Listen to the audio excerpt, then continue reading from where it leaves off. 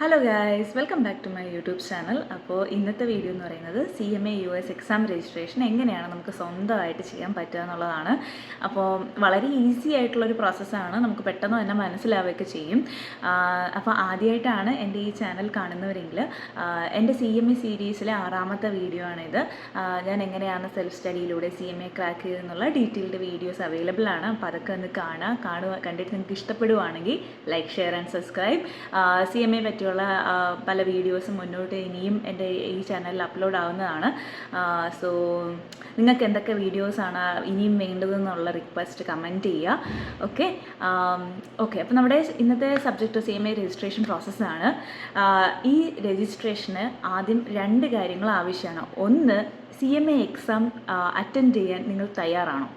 നിങ്ങൾ തയ്യാറാണെങ്കിൽ മാത്രം രജിസ്ട്രേഷൻ ചെയ്യുക. അല്ലാതെ പഠിക്കാതെ ഒരു കോൺഫിഡൻസും ഇല്ലാതെ അപ്പം നോക്കാം, രജിസ്റ്റർ ചെയ്താലേ ഞാൻ പഠിക്കുകയുള്ളൂ എന്ന് ലാഘവത്തോടെ രജിസ്റ്റർ ചെയ്യാതിരിക്കുക. ഓക്കെ. അപ്പം നല്ല കോൺഫിഡൻ്റ് ആണ്, എനിക്ക് CMA എക്സാം അറ്റൻഡ് ചെയ്യണം എന്ന് ഉറപ്പുള്ളവർ മാത്രം രജിസ്ട്രേഷൻ ചെയ്യുക. കാര്യം എന്ന് വെച്ചാൽ ചെറിയ എമൗണ്ട് ഒന്നുമല്ല, നല്ല എമൗണ്ട് പോകുന്നുണ്ട് ഒരു എക്സാം അറ്റംപ്റ്റ് ചെയ്യാൻ. അപ്പം ആ വാല്യൂ വേർത്തിട്ടാണെങ്കിൽ നമ്മൾ അത്രയും പ്രിപ്പയർഡ് ആയിരിക്കണം. നമ്മുടെ അറ്റംപ്റ്റ് പോലും വേർത്താവണമെങ്കിൽ നമ്മൾ അത്രയും പ്രിപ്പയർഡ് ആയിട്ട് ചെയ്താലേ അതിൻ്റെ ഒരു ഗുണം ഉണ്ടാവൂ. സോ നിങ്ങൾ പ്രിപ്പയർഡ് ആണ് എന്ന് നിങ്ങൾക്ക് ഉറപ്പുണ്ടെങ്കിൽ മാത്രം രജിസ്ട്രേഷൻ ചെയ്യുക. ഓക്കെ. അല്ലാതെ കൂട്ടുകാരൊക്കെ പറഞ്ഞു എല്ലാവരും ഒരുമിച്ച് എക്സാം അറ്റൻഡ് ചെയ്യാൻ പോകണം എന്നൊരു ഇതിൽ പോകരുത്. നിങ്ങൾക്ക് ഒരുമിച്ച് ഗ്രൂപ്പ് സ്റ്റഡിയൊക്കെ ചെയ്ത് നിങ്ങൾക്ക് എല്ലാവർക്കും ഒരു കോൺഫിഡൻസ് ആയെങ്കിൽ മാത്രം രജിസ്റ്റർ ചെയ്യാം. ഓക്കെ. അത് ഒന്നാമത്തെ കാര്യം. രണ്ടാമത്തെ കാര്യം, എക്സാം രജിസ്ട്രേഷൻ സ്വന്തമായിട്ട് ചെയ്യുന്നവരെ സംബന്ധിച്ച് ക്രെഡിറ്റ് കാർഡ് വേണം. അത് നിങ്ങളുടെ പേര് തന്നെ വേണമെന്നില്ല, ആരുടെയെങ്കിലും പേര്, നിങ്ങളുടെ കൂട്ടുകാരെന്നോ അല്ലെങ്കിൽ റിലേറ്റീവ്സിന്നോ ഉള്ള ക്രെഡിറ്റ് കാർഡ് മതി. ക്രെഡിറ്റ് കാർഡ് ഇല്ലാതെ നമുക്കിതിൻ്റെ പേയ്മെൻറ്റ് ചെയ്യാൻ പറ്റില്ല. അപ്പോൾ ക്രെഡിറ്റ് കാർഡും കയ്യിൽ വെച്ചിട്ട് വേണം നിങ്ങൾ ഈ വീഡിയോ കാണാൻ, എന്നാലേ നിങ്ങൾക്ക് ഈ രജിസ്ട്രേഷൻ കംപ്ലീറ്റ് ചെയ്യാൻ പറ്റുള്ളൂ. ഓക്കെ. പിന്നെ ഇനി നിങ്ങൾ കൂട്ടുകാരെന്നാണ് ക്രെഡിറ്റ് കാർഡൊക്കെ വാങ്ങി ചെയ്യുന്നെങ്കിൽ നമ്മുടെ പോർട്ടലിൽ കാണിക്കുന്ന ആ ഡോളർ വാല്യൂ കൂടാഞ്ഞിട്ട് ഇൻ്റർനാഷണൽ ട്രാൻസാക്ഷൻ വരുന്നതുകൊണ്ട് തന്നെ ക്രെഡിറ്റ് കാർഡിൽ ഒരു ചാർജും കൂടെ വരും. അത് എനിക്കൊന്ന് 2000-നുള്ളിലായിരിക്കും ആ ചാർജ്. അപ്പോൾ ആ ചാർജ് ഇപ്പോൾ നിങ്ങൾക്ക് ഇപ്പോൾ വേറെ കൂട്ടുകാരിൽ നിന്നാണ് നിങ്ങളത് ചെയ്യുന്നെങ്കിൽ നിങ്ങൾ അവർക്ക് പേയ്മെൻറ്റ് തിരിച്ച് ചെയ്യണമല്ലോ. അപ്പോൾ അവരുടെ സ്റ്റേറ്റ്മെൻറ്റിൽ എനിക്ക് തോന്നുന്നു ആ മന്ത് എൻഡിൽ എങ്ങനെയായിരിക്കും ആ ഇൻ്റർനാഷണൽ ട്രാൻസാക്ഷൻ ചാർജസ് വരിക. അപ്പോൾ ആ പേയ്മെൻറ്റും കൂടെ ചെയ്യാൻ മറക്കരുത്. നമ്മൾ അവരുടെ ഒരു കാർഡ് യൂസ് ചെയ്തിട്ട് നമ്മൾ അതിൻ്റെ പേയ്മെൻറ്റ് കറക്റ്റ് ചെയ്തില്ലെങ്കിൽ അത് ശരിയല്ലല്ലോ. സോ അത് അവരോട് പറയാം, ഇതിനൊരു ചാർജും കൂടെ വരും. സോ ആ ചാർജും നിങ്ങൾ കരുതുക. ഓക്കെ. അപ്പോൾ എന്തൊക്കെയാണ്? ഒന്ന്, നിങ്ങൾ എക്സാമിന് രജിസ്റ്റർ ചെയ്യാൻ നിങ്ങൾ റെഡി ആയിരിക്കണം, നിങ്ങൾ എക്സാമിന് പ്രിപ്പയർഡ് ആയിരിക്കണം, എങ്കിൽ മാത്രം നിങ്ങൾ രജിസ്റ്റർ ചെയ്യുക.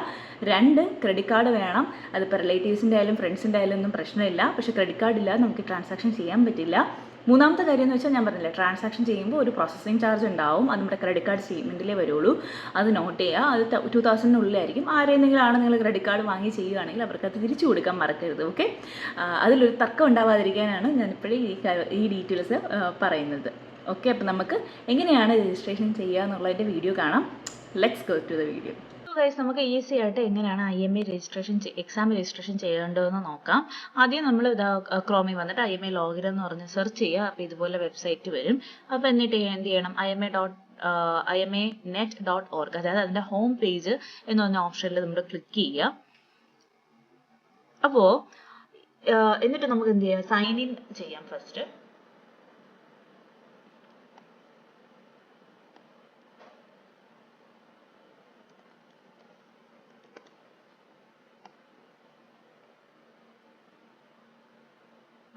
സൈൻ ഇൻ ചെയ്ത് കഴിഞ്ഞിട്ട് ഇനി നമുക്ക് 2 രീതിയുണ്ട്. അതായത് ചിലർക്ക് ഡിസ്കൗണ്ട് ഉണ്ടാവും, ചിലർക്ക് ഡിസ്കൗണ്ട് ഉണ്ടാവില്ല. അപ്പോൾ ഡിസ്കൗണ്ട് ഇല്ലാത്തവർ എങ്ങനെയാണ് എക്സാം രജിസ്റ്റർ ചെയ്യേണ്ടതാണ് ഞാൻ ആദ്യം കാണിക്കുന്നത്. അപ്പോൾ താഴെ പോവുക. ഇങ്ങനെ നമ്മുടെ ലോഗിൻ ചെയ്ത് കഴിഞ്ഞ ഉടനെ എന്ത് ചെയ്യുക, താഴോട്ട് സ്ക്രോൾ ചെയ്യുക. താഴോട്ട് സ്ക്രോൾ ചെയ്യുമ്പം 2 വിൻഡോയുടെ ഡീറ്റെയിൽസ് ഉണ്ടാവും. സെപ്റ്റംബർ ഒക്ടോബറിലാണോ ചെയ്യേണ്ടത്, അതോ ജനുവരി ഫെബ്രുവരിയിലാണോ ചെയ്യേണ്ടത് എന്നുള്ളൊരു ഓപ്ഷൻ ഉണ്ടാവും. അതിൽ തന്നെ പാർട്ട് 1 ആണോ പാർട്ട് 2 ആണോ, അത് 2 വിൻഡോയിലെയും ആ ഒരു ലിങ്ക് അവൈലബിൾ ആണ്. ഇപ്പൊ ഞാൻ പാർട്ട് 1 ആണ് എടുക്കുന്നത് സെപ്റ്റംബർ ഒക്ടോബർ വിൻഡോയിലെങ്കിൽ അത് രജിസ്റ്റർ ചെയ്യാൻ വേണ്ടി രജിസ്റ്റർ ഫോർ പാർട്ട് 1 ക്ലിക്ക് ചെയ്യുക. അപ്പൊ ഞാനിപ്പോൾ സംസാരിക്കുന്ന ആർക്ക് വേണ്ടിയിട്ടാണ്, അതായത് കൂപ്പൺ ഇല്ലാതെ തന്നെ രജിസ്ട്രേഷൻ എങ്ങനെ ചെയ്യാന്നുള്ളതാണ് കാണിക്കുന്നത്. ഓക്കെ. കൂപ്പൺ ഉള്ളതിന് വേറെ മെത്തേഡാണ്. അത് നമുക്ക് ഈ വഴിയും ചെയ്യാം. പക്ഷെ കൂപ്പൺ എന്തൊക്കെ അവൈലബിലിറ്റി ഉണ്ട് എന്ന് നോക്കിയിട്ട് ചെയ്യാൻ വേറെ മെത്തേഡാണ് ഉള്ളത്. ഓക്കെ. അപ്പൊ ഇത് കൂപ്പൺ ഇല്ലാത്തവരെ സംബന്ധിച്ച് എന്ത് ചെയ്യണം, ഇതുപോലെ നമ്മൾ സൈൻ ഇൻ ചെയ്ത് കഴിഞ്ഞിട്ട് താഴോട്ട് സ്ക്രോൾ ചെയ്യുമ്പം ഈ വിൻഡോ ഉണ്ട്. അതിൽ രജിസ്റ്റർ ഫോർ പാർട്ട് 1 പാർട്ട് 2 ഏതെന്ന് വെച്ചാൽ ചൂസ് ചെയ്യുക. എന്നിട്ട് ഈ വിൻഡോ ഓപ്പൺ ആവും. ഓപ്പൺ ആവുന്ന സമയത്ത് നമ്മൾ ലോഗിൻ ചെയ്തിട്ടാണല്ലോ ഇത് ചെയ്യുന്നത്, അതുകൊണ്ട് തന്നെ നമ്മുടെ ഡീറ്റെയിൽസ് എല്ലാം ഇവിടെ വന്നിട്ടുണ്ടാവും. എന്നിട്ട് എന്ത് ചെയ്യണം, നെക്സ്റ്റ് കൊടുക്കുക.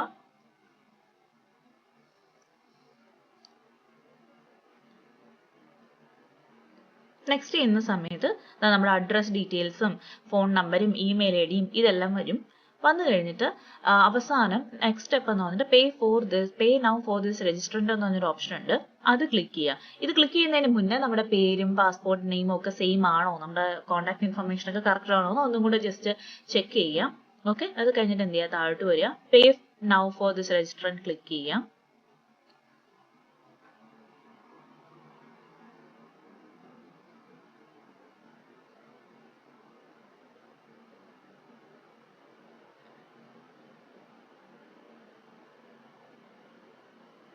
ഓക്കെ, അത് ക്ലിക്ക് ചെയ്ത് കഴിഞ്ഞിട്ട് ഈ വിൻഡോ ഓപ്പൺ ആവും. ഈ വിൻഡോയിൽ നമ്മുടെ ഇവിടെ ക്രെഡിറ്റ് കാർഡ് ഇൻഫർമേഷൻസ് കൊടുക്കുമ്പോൾ ഒരിക്കലും ക്രെഡിറ്റ് കാർഡ് ഇൻഫർമേഷൻ സേവ് ചെയ്യരുത്, കാര്യം ഓട്ടോമാറ്റിക് പേയ്മെന്റ് നടക്കാൻ ചാൻസ് ഉണ്ട്. അതുകൊണ്ട് അത് ഒഴിവാക്കാനായിട്ട് ക്രെഡിറ്റ് കാർഡ് ഇൻഫർമേഷൻ സേവ് ചെയ്യാതെ ഡീറ്റെയിൽസ് കൊടുക്കുക. അത് കഴിഞ്ഞിട്ട് ഇപ്പൊ നിങ്ങൾ മേലോട്ട് വരുമ്പോൾ ഇവിടെ സമ്മറി ഉണ്ട് കണ്ടോ, പേയ്മെന്റ് ചെയ്യുന്നതിന്റെ സമ്മറി ഉണ്ട്. $370 ആണ് നമ്മുടെ എക്സാം ഫീ എങ്കിലും IGST എന്ന് പറഞ്ഞ് നമ്മളൊരു കുറച്ച് ടാക്സ് എമൗണ്ട് കൂടെ പേ ചെയ്യേണ്ടി വരും. അപ്പോൾ അതും ഇവിടെ ആഡ് ആയിട്ടുണ്ട്. അപ്പൊ ടോട്ടൽ എമൗണ്ട് $436 ആണ്, ഡിസ്കൗണ്ട് ഒന്നും ഇല്ലാതെ നമുക്ക് ഈ പാർട്ട് 1 അറ്റൻഡ് ചെയ്യാനുള്ള ഫീ എന്ന് പറഞ്ഞാൽ.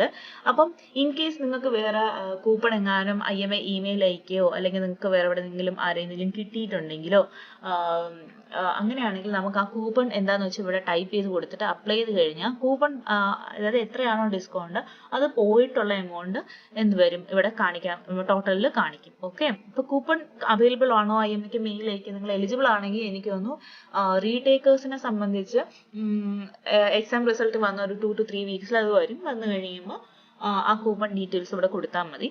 കൊടുത്തു കഴിഞ്ഞിട്ട് അപ്ലൈ ചെയ്ത് കഴിഞ്ഞാൽ നിങ്ങൾക്ക് എത്ര എമൗണ്ട് ആണോ പേ ചെയ്യേണ്ടതെന്ന് വരും. ഓക്കെ, എന്നിട്ട് താഴോട്ട് വരിക, എന്നിട്ട് എന്ത് ചെയ്യുക, കംപ്ലീറ്റ് രജിസ്ട്രേഷൻ ക്ലിക്ക് ചെയ്യുക. ഒറ്റ പ്രാവശ്യമേ ക്ലിക്ക് ചെയ്യാവൂ. ക്രെഡിറ്റ് കാർഡ് ഇൻഫർമേഷൻ കൊടുത്തു കഴിഞ്ഞാൽ എന്ത് ചെയ്യുക, ഒരു പ്രാവശ്യം, അത് വളരെയധികം ശ്രദ്ധിക്കണം, ഒരു പ്രാവശ്യമേ ക്ലിക്ക് ചെയ്യാവൂ. 2 പ്രാവശ്യം അങ്ങനെ ക്ലിക്ക് ആയാൽ 2 പ്രാവശ്യം എമൗണ്ട് പോവും.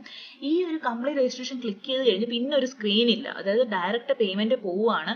ഒരു OTP നമ്മൾ കൊടുക്കുന്ന ഒരു സ്ക്രീൻ പോലും ഇല്ല, മനസ്സിലായില്ലേ? അപ്പം അത് സൂക്ഷിച്ച് വേണം ഈ ഒരു സ്ക്രീൻ ഹാൻഡിൽ ചെയ്യാൻ. ഓക്കെ, ഒരു പ്രാവശ്യമേ ക്ലിക്ക് ചെയ്യാവും ക്രെഡിറ്റ് കാർഡ് ഇൻഫർമേഷൻ കൊടുത്തു കഴിഞ്ഞിട്ട്. അപ്പോൾ ടോക്കൺ നമ്മുടെ മെമ്പർഷിപ്പിൽ ഇല്ല, അതായത് നമ്മളിപ്പോൾ റീടേക്കർ ആണ്, നമുക്ക് വേറെ ഡിസ്കൗണ്ട് കൂപ്പൺസ് ഒന്നും ഇല്ലെങ്കിലുള്ള സ്റ്റെപ്പാണ് ഇത്, എങ്ങനെയാണ് എക്സാം രജിസ്ട്രേഷൻ ചെയ്യേണ്ടത് എന്നുള്ളത്.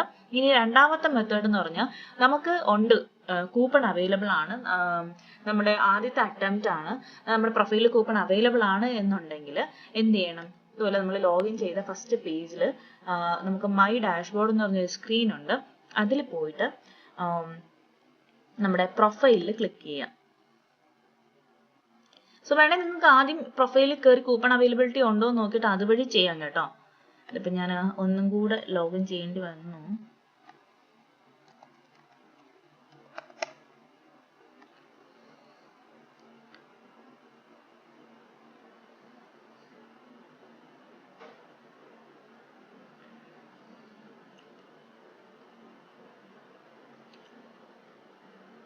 ഓക്കെ, അപ്പം അതാണ് എൻ്റെ പ്രൊഫൈലിൽ വന്നിട്ടുണ്ട്. പ്രൊഫൈലിൽ മൈ പ്രൊഫൈലിൽ ക്ലിക്ക് ചെയ്യാം. മൈ പ്രൊഫൈലിൽ ക്ലിക്ക് ചെയ്യുമ്പം ഇതിൽ മൈ ടോക്കൺസ് ക്ലിക്ക് ചെയ്യാം.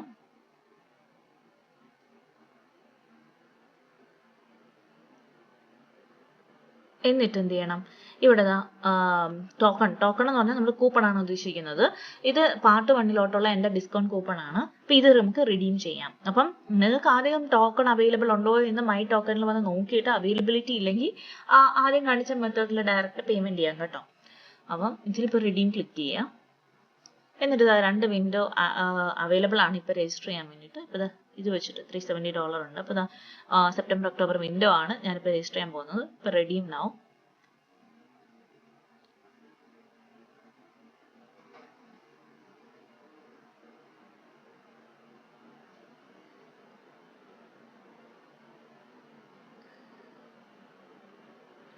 അതായത് നമ്മൾ നേരത്തെ കണ്ട അതേ സിമിലർ സ്ക്രീൻ തന്നെയാണ് അറ്റ് എൻഡ് ഇവിടെ വരുന്നത്. ഞാൻ മുന്നേ പറഞ്ഞില്ലേ, കൂപ്പൺ അവൈലബിൾ ആണെങ്കിൽ ഇവിടെ ആഡ് കൂപ്പൺ വരും, വന്ന് കഴിഞ്ഞിട്ട് അത് കുറച്ചിട്ടുള്ള എമൗണ്ട് കാണിക്കുന്നു. സോ കൂപ്പൺ അവൈലബിൾ, ഈ കൂപ്പൺ $145 റിഡക്ഷൻ ആണുള്ളത്. അപ്പോൾ 145 കുറഞ്ഞിട്ട് നെറ്റ് എമൗണ്ട് വന്നിട്ടുണ്ട്. അപ്പോൾ ഇതാണ് നമ്മൾ പേ ചെയ്യാൻ പോകുന്നത്, $265. അപ്പോൾ ഇതാ ഇവിടെ നേരത്തെ സ്ക്രീനിൽ പോലെ തന്നെ അത് അഡ്രസ് ഡീറ്റെയിൽസ് ഉണ്ട്.